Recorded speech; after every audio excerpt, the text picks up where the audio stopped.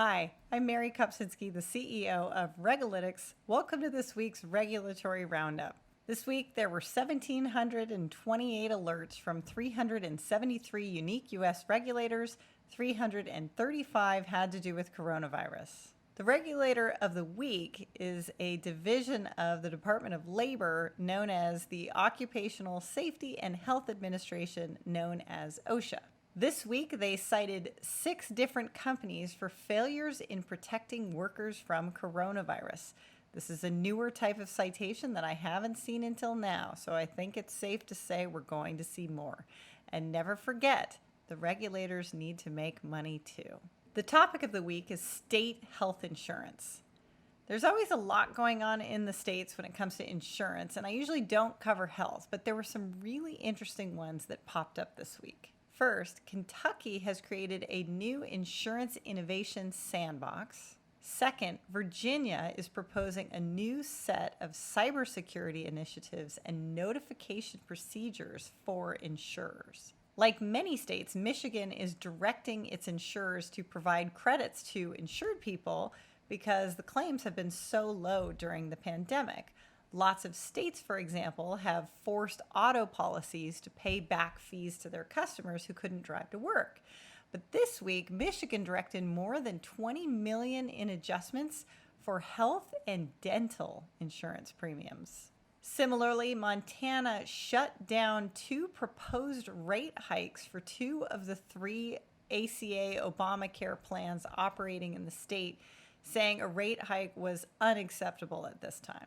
And the most interesting of all, I think, is Nevada's governor signed emergency regulations to support efforts of a potential mass immunization situation. The rule authorizes pharmaceutical technicians with appropriate training to administer immunizations, and they did all of this in anticipation of a potential COVID-19 vaccination. Finally, it's flu season, and flu shots are all of the rage this week on alerts. Ohio, Kansas, and Nevada are already issuing alerts to the general public to get them, saying it's more important than ever this season that you get one. For those of you following cannabis, the Department of Agriculture is giving another 30 days for people to comment on their domestic hemp production program that was proposed almost a year ago. It outlines when they're planning to approve a state or tribal plan and also acts as the law of the land where states are silent. The CDC put out 2 studies this week. One is a study on marijuana users complaining that they are more likely to start smoking cigarettes over time, even if they'd already quit. Thus, daily use of marijuana is associated with a 3.6-fold increase in nicotine dependence, which makes the CDC sad. The other report from the CDC highlights recent changes in U.S. e-cigarette use and sales. Florida is having some open meetings for all to attend. They may rethink this if some of you actually go, but Florida's Hemp Advisory Committee is meeting, as well as the Boards of Medicine and Osteopathic Medicine Joint Committee on Medical Marijuana. Tennessee issued rule changes that simply retitled confusing regulations. The chapter called Regulations for Slaughter Swine Hemp, which has to do with pigs that are fed a diet of hemp seeds, is now simply called Swine, and the chapter on industrial hemp is called Hemp. The Virgin Islands Public Finance Authority announced that it got good news from Moody's about its tobacco settlement revenue securitization bonds. Obviously, some sort of history is there, and I don't know, but the bonds have been upgraded in their ratings. For those of you following climate, the CFTC's Climate-Related Market Risk Committee released a report this week about managing climate risk in the U.S. financial system. I think this is going to be a really interesting for the SEC commissioners who didn't include climate risk as a required disclosure for investors. Speaking of disclosures that investors might care about, New Jersey passed a law mandating electric vehicle charging stations offered as an option in new home construction.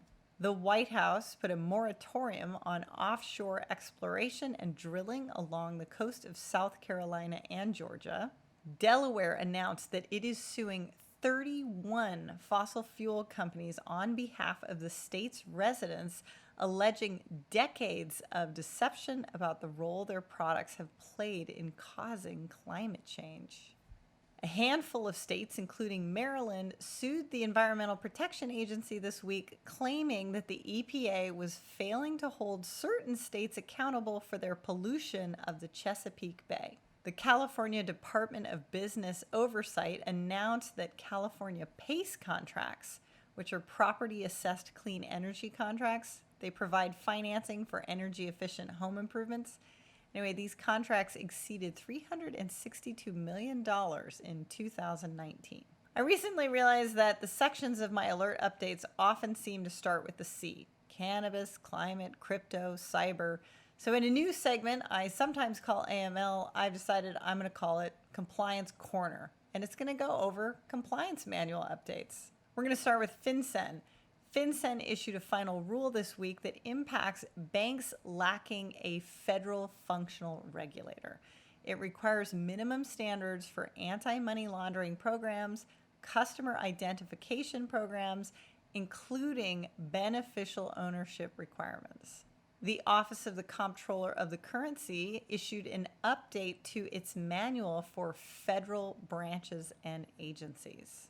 The OCC also issued a bulletin on risk management for loan purchase activities. For example, when you participate in a syndicated loan, you buy whole loans, loan pools, or loan portfolios. The Farm Credit Administration proposed a rule to amend reg capital requirements for farm credit system institutions and clarified certain provisions in the Tier 1, Tier 2 frameworks. The CFTC is having an open meeting to discuss derivatives clearing organizations and the ability for them to register with alternative compliance strategies.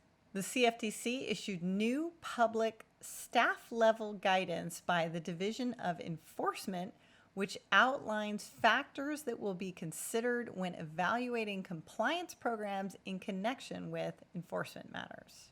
For those of you following crypto, there's hot news this week about the SEC charging a film producer, a rapper, and others for participating in 2 fraudulent ICOs. I am definitely not cool enough to recognize the names of the Atlanta-based famous people, but it included film producer Ryan Felton, rapper and actor Clifford Harris Jr., known as T.I. or Tip, blah, blah, blah, trade manipulation, funds misappropriation, fast forward to Ferrari, $1 million home, diamond jewelry, and other luxury goods. The California Department of Business Oversight concluded that the sale of currency in a video game does not constitute money transmission in the state of California. Not sure if that's true for all video games, but certainly worth giving a read. On the flip side, the California DBO concluded last week that a digital disbursements platform that is used to transfer payroll advances to individuals did not qualify for the payroll processing exemption, so they're going to have to continue to report their activity. The CFTC filed a case in Texas against 4 people for fraudulently soliciting funds from customers to speculate in Bitcoin price movements. According to the SEC, American Blockchain has failed to file any periodic report since 2018, and so its securities have been revoked.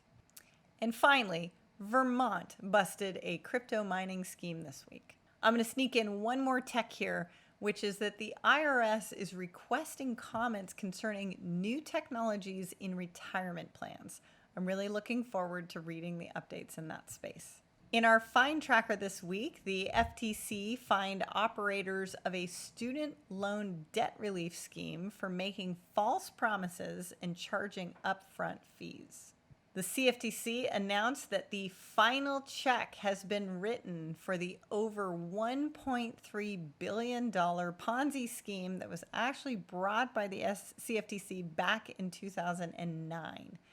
The assets marshaled and liquidated in this case included a $14 million horse farm and a collection of, get this, antique teddy bears that were sold at auction at Christie's for over $3.7 million. Treasury's Office of Foreign Assets Control, otherwise known as OFAC, announced 2 minor settlements totaling $583,000 with Deutsche Bank over Ukraine sanctions. New York stopped Transworld from collecting on student debt after finding the company had violated multiple consumer protection laws. Transworld has agreed to make significant changes to its debt collection practices and to pay $600,000. The SEC also busted a charter school and its former president for a fraudulent municipal bond offering. The FDIC charged another round of people this week for frauds related to the Paycheck Protection Program.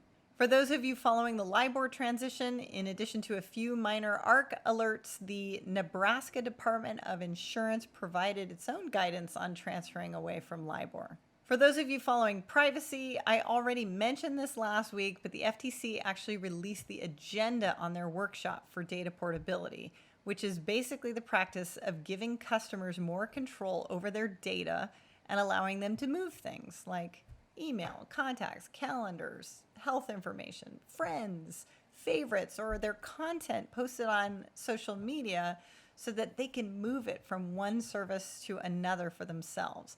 Should be a very interesting discussion and a very hot new area. Also, in non-financial privacy, Ohio is joining other states in requiring schools to make parents report coronavirus cases. And the Department of Homeland Security is proposing new rules for using biometrics in the enforcement administration of immigration laws. And for those of you following social justice, New Jersey has formally recognized Juneteenth as a public holiday. That's it this week for RegAlytics US Alerts. Join us every Wednesday morning on LinkedIn, and for the longer version, head on over to YouTube. The California Department of Business Oversight concluded that the sale of currency in a video game does not constitute Trunny Man's mission.